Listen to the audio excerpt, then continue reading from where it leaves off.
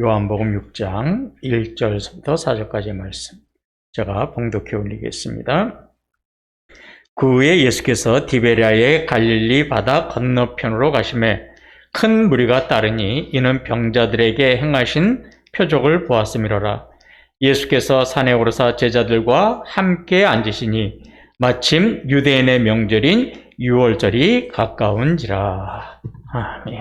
오병이어에 대한 기적은 마태, 마가, 누가, 요한 이 사복음서에 다 기록되어 있어요. 그러니까 이 네 개 복음서에 다 기록되어 있다는 것은 오병이어의 기적이라는 그 주시는 메시지가 굉장히 의미가 있고 중요한 교훈이라는 것을 우리에게 말씀하시는 거죠. 그래서 지지난주에 말씀을 드렸고 오늘 또 좀 오병이어의 기적에 대해서 말씀을 드릴 겁니다. 그리고 역시 다음 주까지도 좀 이 오병이어의 기적을 좀 우리가 어떤 의미인지를 좀 더 깊이 살펴보기를 원합니다. 그래서 오늘은 이 오병이어의 기적 두 번째 시간으로 좀 말씀을 같이 우리가 은혜를 나누고자 합니다. 내용은 이런 거죠. 이제 예수님의 제자들이 예수님의 명령에 따라서 각 지역을 돌아다니면서 복음을 전합니다. 그리고 또 하나님께서 주시는 능력으로 병자들을 고쳐요. 너무나 힘들고 피곤한 몸으로 모든 이제 사명을 마치고 들어와서 좀 쉬기 위해서 사람이 없는 한적한 디베랴의 갈릴리 바다 건너편으로 좀 휴식을 취하러 갑니다. 그런데 이 병 고치는 그런 기적을 본 사람들이 이 제자들과 예수님을 따라서 거기까지도 또 찾아와요. 그러다 보니까 예수님과 제자들은 제대로 몸과 마음을 쉴 수가 없었습니다. 그런데 왜 이 사람들이 여기까지 찾아왔느냐? 중요한 것은 이 사람들은 예수님을 믿고 구원받기 위해서 온 사람들은 아니에요. 뭐냐면 병 고치는 그 기적을 보고 너무 신기한 거예요. 호기심이 생겨서 온 사람들도 있고 또 나도 좀 병 고침을 받고 싶다 그래서 병이 있는 사람들도 오고 이런 구원에 관련된 사람들이 아니라 이 육체적인 호기심, 육체적인 그 문제를 해결하기 위해서 온 사람들이었습니다. 자, 이제 이 사람들이 다 빈들에 모여 있는데 이제 해가 니역니역 져요. 그리고 저녁 때가 되었습니다. 그러니까 저녁 때가 되었다는 것은 이제 식사 시간이 됐다라는 거죠. 그래서 예수님은 어린아이가 가지고 온 보리떡 5개와 물고기 2마리를 가지고 어떡합니까? 이 많은 사람들을 먹이시죠. 자, 이 예수님이 빈들에서 행한 기적, 오병이어, 5개죠, 병. 이건 떡 이런 뜻이고요. 2개의 물고기. 이 보리떡 5개와 물고기 2마리를 가지고 행하신 기적은 도대체 우리에게 주시는 교훈이 뭘까? 그리고 여기에 담겨져 있는 진리는 뭘까? 오늘은 이걸 좀 우리가 함께 은혜를 나누기 원합니다. 우리는 대부분이 이 기적하면 딱 생각나는 게 머리에 떠오르는 게 뭐냐면 하나님께서 우리에게 일용할 양식을 주시는 분이구나. 이것만 생각을 해요. 그런데 이거는 지극히 단편적인 진리예요. 이 진리보다 더 중요한 진리가 담겨 있는데 이 오병이어의 기적에는 어떤 메시지가 있냐면 예수님은 생명의 떡이십니다라는 진리가 담겨 있어요. 예수님은 생명의 떡이시다. 그래서 이제 이 오병이어의 기적 이후로 6장에 계속해서 반복되는 말들이 있습니다. 그게 바로 생명의 떡이라는 말씀이에요. 자, 몇 구절을 참 찾아보도록 하겠습니다. 먼저 35절을 보시기 바랍니다. 예수께서 이르시되 나는 생명의 떡이니 내게 오는 자는 결코 줄이지 아니할 터이요 나를 믿는 자는 영원히 목마르지 아니하리라. 예수님은 뭐라고 그랬어요? 나는 생명의 떡입니다. 이렇게 이야기했어요. 그 다음에 51절을 한번 보시기 바랍니다. 나는 하늘에서 내려온 살아있는 떡이니 사람이 이 떡을 먹으면 영생하리라. 내가 줄 떡은 곧 세상의 생명을 위한 내 살이니라 하시니라. 네, 여기서는 또 예수님 뭐라고 하시냐면 나는 하늘에서 내려온 살아있는 떡입니다. 이렇게 말씀하세요. 생명의 떡을 두 번 계속 이야기하시죠? 그러시면서 뒷말이 무슨 말이냐면, 여러분, 이 생명의 떡을 먹는 사람마다 영생을 얻고 구원을 얻을 것입니다. 이렇게 말씀하고 계신 거죠. 자, 오병이어의 기적이 단순히 일용할 양식을 주신다는 진리가 아니라 생명의 떡이라는 진리를 뒷받침해주는 성결, 굉장히 중요한 이 진리를 보여준다는 단서가 나오는 성경 구절이 하나 있어요. 그러니까 이 단서로 인해서 오병의 기적은 먹는 것을 주시는 하나님이 아니라 우리의 영혼을 구원하시는 하나님이심을 말씀하시는구나. 이거를 뒷받침해주는 단서가 되는 성경 구절이 바로 몇 절에 있냐면요. 4절이에요. 4절. 마침 유대인의 명절인 유월절이 가까운지라. 예. 이 말씀은 오병이어의 기적이 본질이 무엇인가? 이 오병이어의 기적을 통해서 우리들에게 주시는 메시지가 무엇인가를 알려주는 단서가 되는 말씀입니다. 사도 요한이요. 이 요한복음을 기록한 사도 요한은 요한복음에요. 유월절이라고 하는 명절에 예수님께 일어났던 일을 3번 기록해놨어요. 3번. 유월절에 예수님이 하신 일들, 또 당하신 일들, 겪으신 일들, 이런 일을 3번 기록해놨어요. 근데 이 3번의 유월절에 예수님이 하신 일이 다 뭐하고 관련이 되어 있냐면 예수님의 구원 사역, 구원하시는 일들에 관한 일들을 다 유월절 때 기록해놨습니다. 자, 그러면 이걸 한번 먼저 찾아보도록 하죠. 그럼 첫 번째 사도 요한이 기록한 예수님이 유월절날 했던 첫 번째 일이 어떤 것인가? 요한복음 2장 13절에 나옵니다. 유대인의 유월절이 가까운지라 예수께서 예루살렘으로 올라가셨더니. 네, 유월절이라는 명절 때에 예수님께서 예루살렘으로 올라가셨어요. 자, 그 다음에 어떤 일을 하셨나? 우리 요한복음 2장에서 함께 은혜 나눴죠? 뭐예요? 예루살렘에 올라가셔서 성전에 들어가셨잖아요. 성전에 들어가셨더니 성전이 기도하는 집이 아니라 뭐가 되어버렸어요? 장사하는 집이 됐어요. 하나님께서 너무나 화가 나셔가지고 채찍을 만드셔서 그 장사꾼들을 다 어떡합니까? 다 쫓아내잖아요. 비둘기 파는 사람, 동전 바꾸는 사람 다 내쫓아버립니다.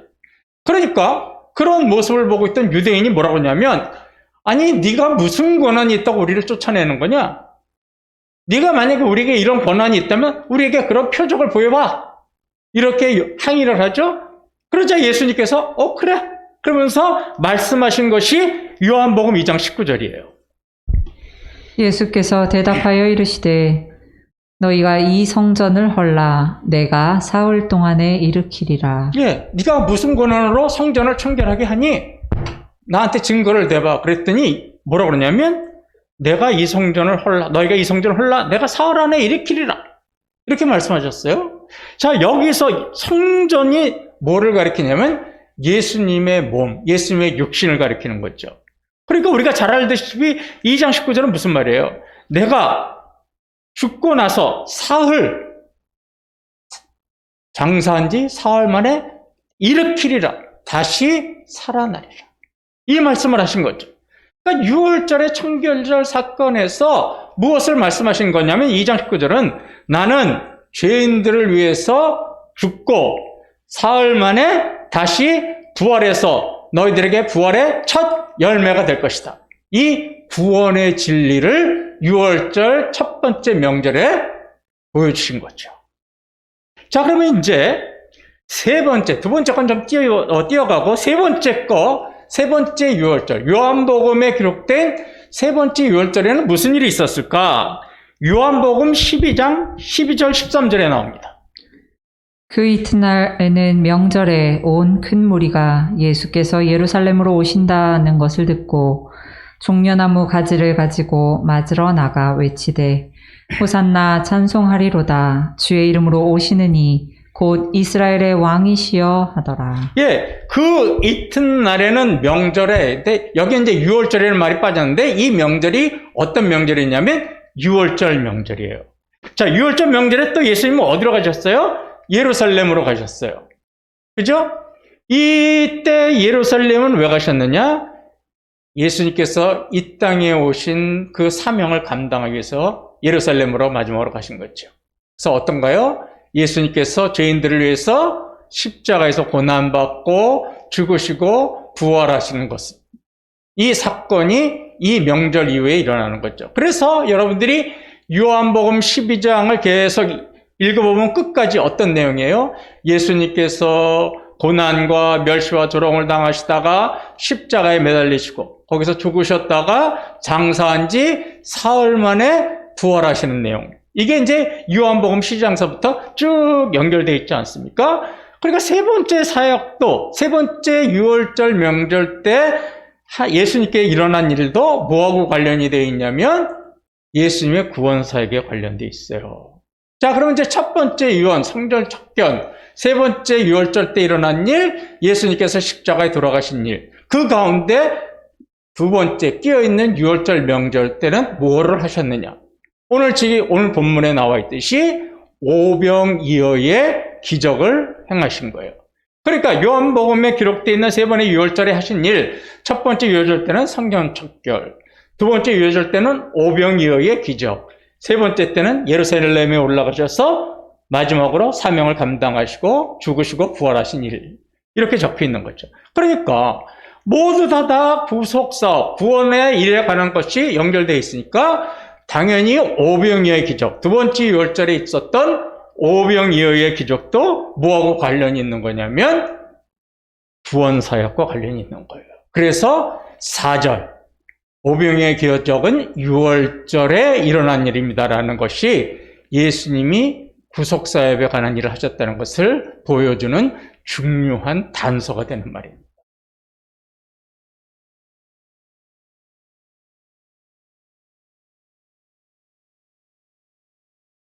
이 빈들에 모인 사람들에게, 두 번째 유월절 때 빈들에 모인 사람들에게 무슨 메시지를 전하신 거냐면, 여러분, 나는 하늘에서 온 생명의 떡입니다. 여러분들이 병 고치는 기적을 호기심을 가지고 오고 병을 고치기 위해서 오셨지만, 여러분이 나를 먹으면, 내가 주는 떡을 먹으면 여러분들은 영생을 얻을 수 있습니다. 이 구원의 진리를 전달하신 거예요. 오병이어의 기적이. 자, 그럼 이제 오병이어의 기적이 과연 이런 구원의 사역과 관련된 것들이 어디에 있는가? 이걸 몇 군데를 좀 찾아보도록 하겠습니다. 자, 오병이어의 기적이 제가 이제 예수님의 죽음과 부활과 구원에 관한 일에 진리가 담겨져 있다고 했으니까 이제 이걸 좀 찾아보면 좀 더 오병이어의 기적을 우리가 정확하게 알 수가 있습니다. 자, 첫 번째는 이런 거죠.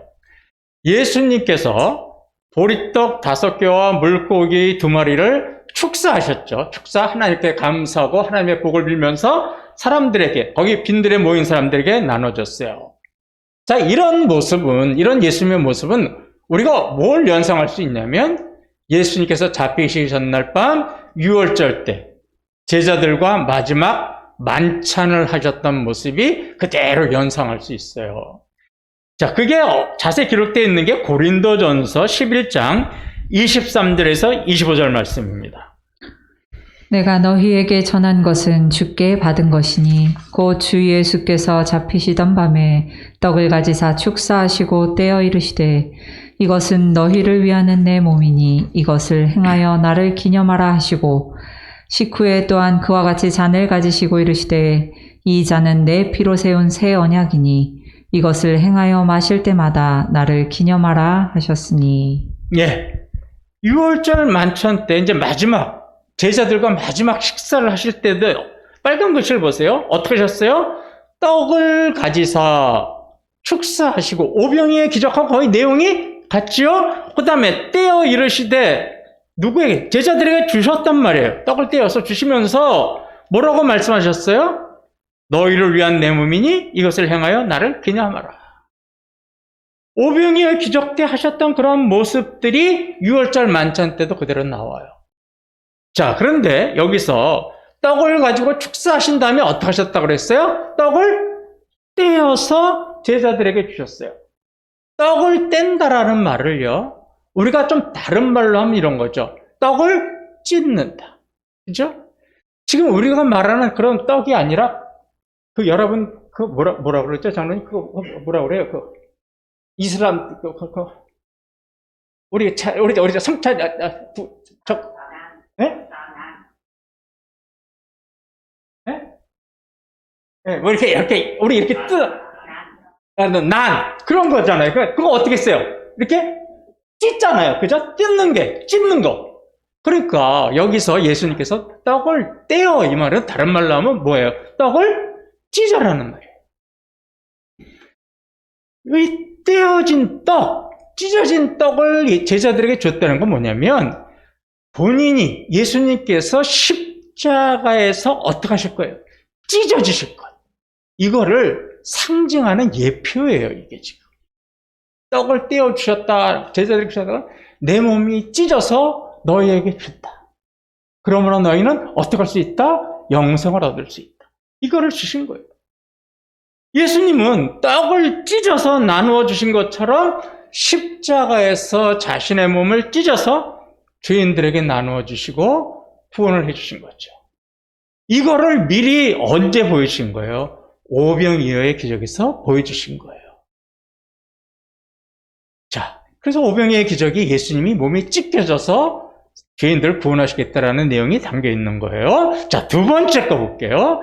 자, 오병이어의 기적을 통해서 사람들을 50명, 100명씩 이렇게 둘러앉게 하고 그 사람들에게 다 하나님께서 축사하신 떡을과 물고기를 다 나누어줘서 배불리 먹었죠?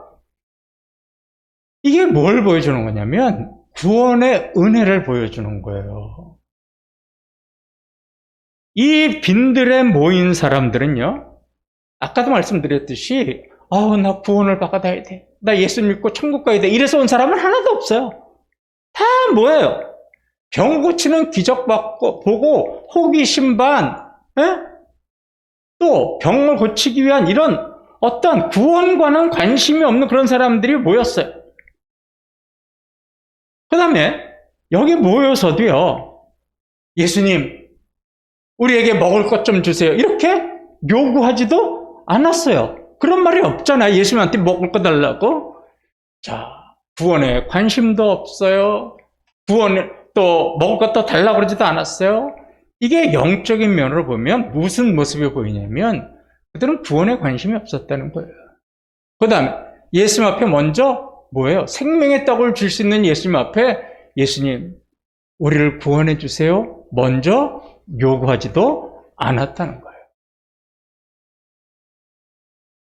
이 세상 사람들은 지금 빈들에 모인 사람들하고 거의 모습이 똑같아요. 세상 사람들 보세요. 구원의 필요성을 몰라요. 그래서 구원을 요구하지 않죠. 필요하지 않으니까. 또 구원을 주실 예수님에 대해서 알려고 하지도 않아요. 그럼에도 불구하고 이 빈들에 모인 사람들, 구원의 필요성도 모르고 구원을 요구하지도 않고 호기심으로 모인 사람들에게 예수님께서는 어떻게 해요? 오병이의 기적을 통해서 배불리 먹이셨잖아요.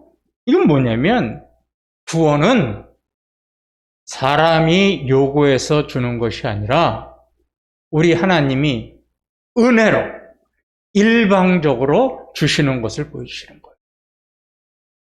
사람이 요구해서 나 구원해 주세요 그래서 한 게 아니라 구원도 모르고 구원의 은혜조차도 모르고 주님도 모르는 자지만 하나님께서 일방적으로 십자가의 은혜로 구원을 베풀어 주시는 겁니다. 이걸 오병이의 기적을 통해서 우리에게 보여주시는 거죠. 자, 이제 빈들에 모인 사람들이 예수님의 기적을 통해서 배불리 먹었습니다. 그러고 나서 이들의 이제 반응이 어디에 나타나냐면 요한복음 6장 15절에 나타나요. 그러므로 예수께서 그들이 와서 자기를 억지로 붙들어 임금으로 삼으려는 줄 아시고 다시 혼자 산으로 떠나가시니라. 예, 배불리 먹은 다음에 이들이 반응은 뭐냐? 한 가지를 요구해요. 예수님, 우리의 왕이 돼주세요. 우리의 임금이 돼주세요. 왜 배불리 먹은 다음에 예수님을 왕으로 삼고 임금으로 삼으려 했을까요? 쫙 머리를 돌려보니까 예수님 옆에만 있으면 먹을 건 어떻게 생기는 거예요? 저절로 뭐 내가 노동하지 않고 내가 일하지 않아도 먹을 거는 저절로 생길 것 같아요. 이 기적대로만 하면 나는 뭐 근심 걱정 없이 나는 살아갈 것 같아요. 그러니까 뭐예요? 예수님, 우리에게 먹을 것을 채워주시고 우리의 육체적인 문제를 해결해 주시는 왕으로 내가 삼겠습니다. 우리의 왕이 되어주세요. 예수님은 그런 그들의 요구를 하시고 어떻게 하신 거예요? 거부하시고 산으로 가신 거예요. 혼자서. 산에 가서 어떻게 기도하셨을까요?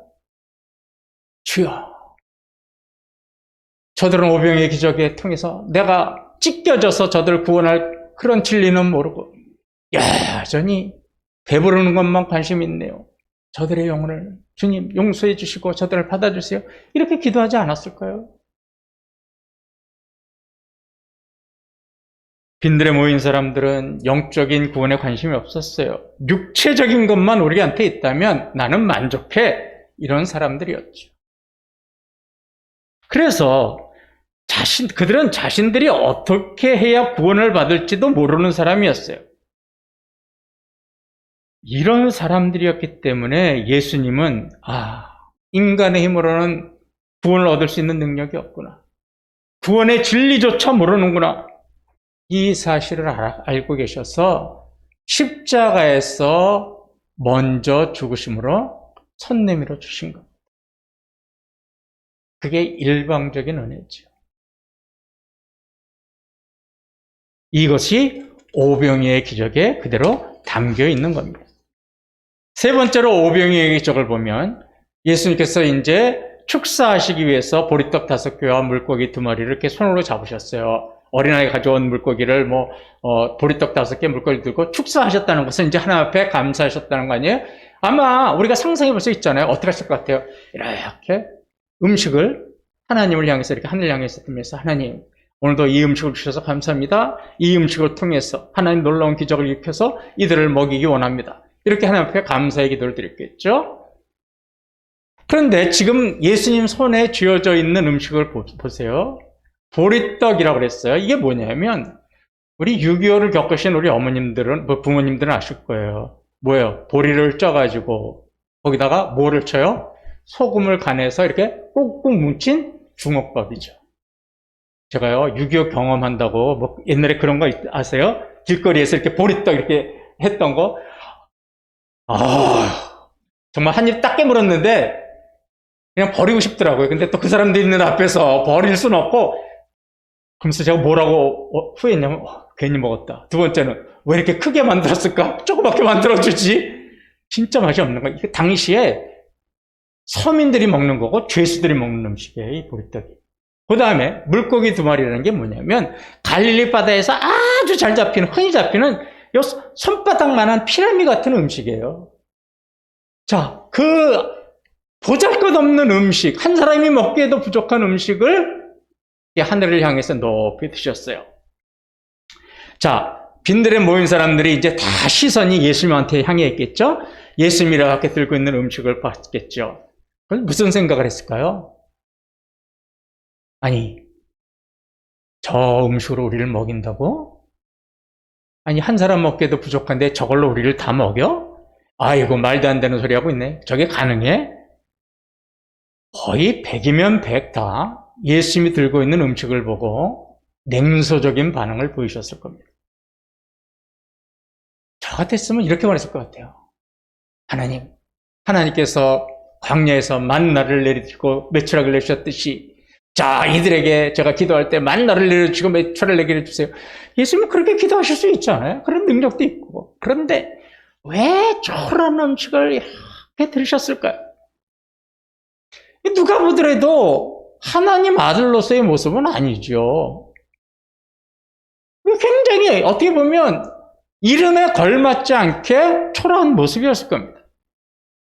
그런데요, 이런 초라한 모습은 구약시대 때 이미 예언되어 있는 모습입니다.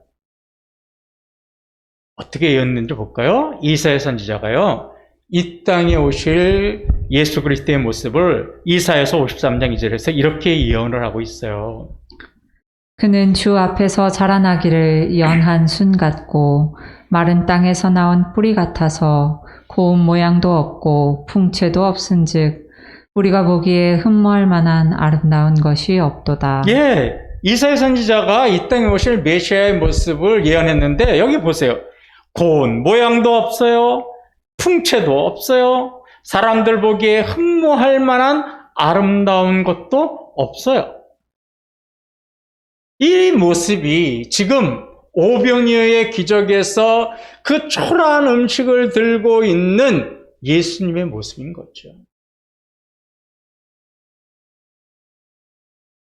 만왕의 왕이신 예수님께서 왜 이렇게 초라한 모습이실까요? 멋있고 화려한 왕의 모습을 보이셨다면 더 효과적이지 않았을까요? 그 이유는요, 예수님은 이 세상에서 군림하는 독재자와 같은 그런 왕으로 오신 것이 아니라 십자가에서 인간의 죄를 위해서 고난받고 죽으실 고난의 왕으로 오셨기 때문이에요. 그러니까 오히려 초라한 모습은 고난받는 왕의 모습, 백성들을 위해서 왕이 대신해서 책임지고 십자가에서 죽는 그 초라한 모습, 이 모습은 예수님이 이 땅에 오신 목적과도 너무나 잘 어울리는 모습이었던 거죠. 예수님의 모습은 초라했지만 그분의 능력은 정말로 위대했습니다. 그게 6장 13절에 나타나죠. 이에 거두니 보리떡 5개로 먹고 남은 조각이 12바구니에 찼더라. 예, 그 보잘것 음식, 한 사람이 먹기에도 부족한 음식을 가지고 거의 10,000명이나 되는 사람을 먹이고도 얼만큼 남았냐면 12바구니나 가득 남았어요. 그러니까 엄청난 하나님의 능력을 보여주신 거죠. 뭘 얘기하는 걸까요? 너희들을 구원하는 나의 능력은 초라하지 않은 거다. 부족함이 없는 거다. 누구든지 생명의 떡만 먹으면 다 구원받을 수 있다. 구원의 능력의 위대하심, 그것을 오병이의 기적을 통해서 보여주고 계신 겁니다. 자, 이제 네 번째를 보죠. 네 번째로 마지막으로 오병이의 기적을 보면 우리가 이제 지난 주에 말씀드렸듯이 예수님은 빌립에게 이렇게 물어보죠. 빌립아, 우리가 어디서 떡을 사서 이 사람을 먹일 수 있겠을까? 이러니까 빌립이 뭐라고 그래요? 예수님, 우리가요 200데나리온이라고 하는 엄청난 돈을 가지고 있다 하더라도 그것으로 떡을 산다고 해도 이 사람들 먹이기에는 부족합니다. 이렇게 이야기해요. 예수님은 이들을 어떻게 먹이실 건지를 다 계획을 잡고 계셨음에도 왜 빌립에게 이렇게 물어보셨을까요? 이 오병이의 기적을 통해서 우리에게 깨닫게 하시려는 게 이런 거예요. 구원은 세상의 방식으로 얻어지는 거 아니다. 돈으로 사고 노력을 하고 어떤 정당한 대가로 얻는 것이 아니라 오직 하나님께서 주시는 은혜의 방식으로만 얻을 수 있는 것이다. 이거를 우리들에게 메시지로 주시는 거예요. 구원의 힘은 너희 힘으로 얻는 거 아니다. 내가 십자가에서 내 몸이 찢겨져야만 구원을 얻을 수 있다.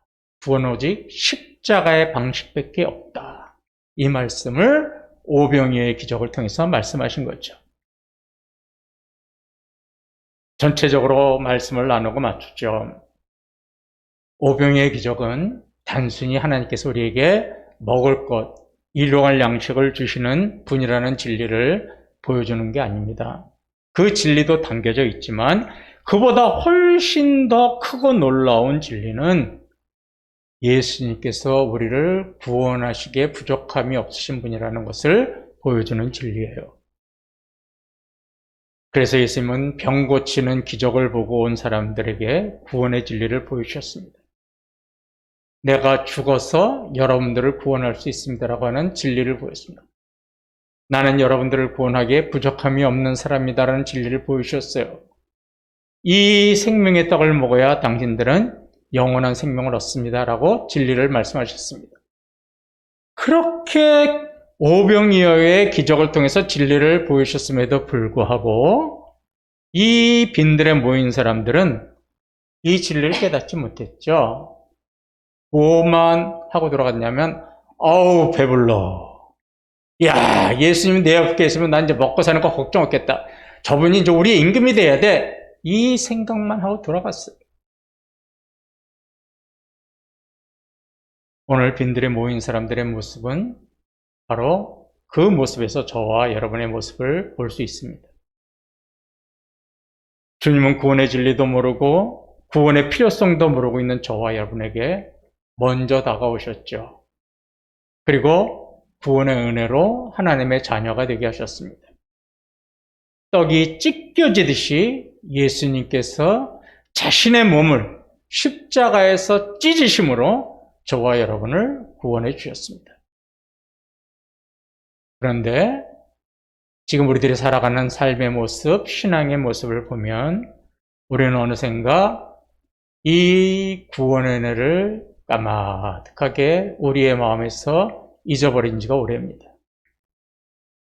빈들에 모인 사람들처럼 우리는 구원의 은혜에 감사하는 마음보다는 육체적인 배부름에 관심을 가지고 살아가는 것은 아닌지 우리 자신이 두렵기만 합니다. 하나님의 자녀답게 십자가의 은혜에 보답하는 삶을 살기보다는 세상 것들에 몰두되어 세상 것들에만 집착되어서 살아가고 있는 것은 아닌지 우리의 모습이 두렵기만 합니다. 천국 백성으로 거룩하고 진실하게 살기보다는 그저 예수님은 가만히 계시다가 내가 육체적인 문제만 있으면 해결해 주시기를 원하는 그런 하나님으로 우리가 믿는 것은 아닌지 우리의 신앙과 삶이 두렵기만 합니다. 예수님은 생명의 떡으로 이 세상에 오신 분입니다. 육체적인 배부름을 주시기 위해서 이 땅에 오신 분이 아니라 우리에게 자신을 찢어서 나누어 주심으로 영원한 생명을 주시기 위해서 오신 분입니다. 오늘 우리가 이 시간, 이 짧은 30분의 말씀을 통해서 구원의 은혜, 대속의 은혜를 다시 한번 우리가 기억하는 시간이 되었다면 이제부터는 우리가 우리에게 먼저 다가오신 주님의 은혜를 회복합시다. 십자가에서 찢기신 그 몸으로 인해 우리가 영원한 생명을 얻었다는 그 놀라운 진리를 잊어버리지 맙시다. 우리의 힘과 노력으로는 이룰 수 없는 그 구원을 아무런 대가 없이 우리에게 주신 주님의 그 죽기까지 사랑하신 그 사랑을 마음에 품고 살아갑시다. 그러면 우리는 이제 더 이상 육체적인 관심을 가지고 세상을 향한 열심으로 살아가는 삶이 아니라 온전히 영적인 것에 관심을 가지고 우리를 구원하신 주님의 뜻대로 하나님을 향한 열심으로 살아갈 수 있습니다. 이번 한 주간도 저와 여러분이 하나님께서 떡이 찢어지듯이 자신의 몸을 찢어서 우리를 구원하신 그 구원의 은혜를 마음에 품고 세상을 향한 열심이 아니라 하나님을 향한 열심으로 구원의 은혜를 회복하고 구원의 은혜를 감사함으로 하나님 자녀다운 삶을 살아가는 한 주간이 되시기를 주님의 이름으로 소망합니다.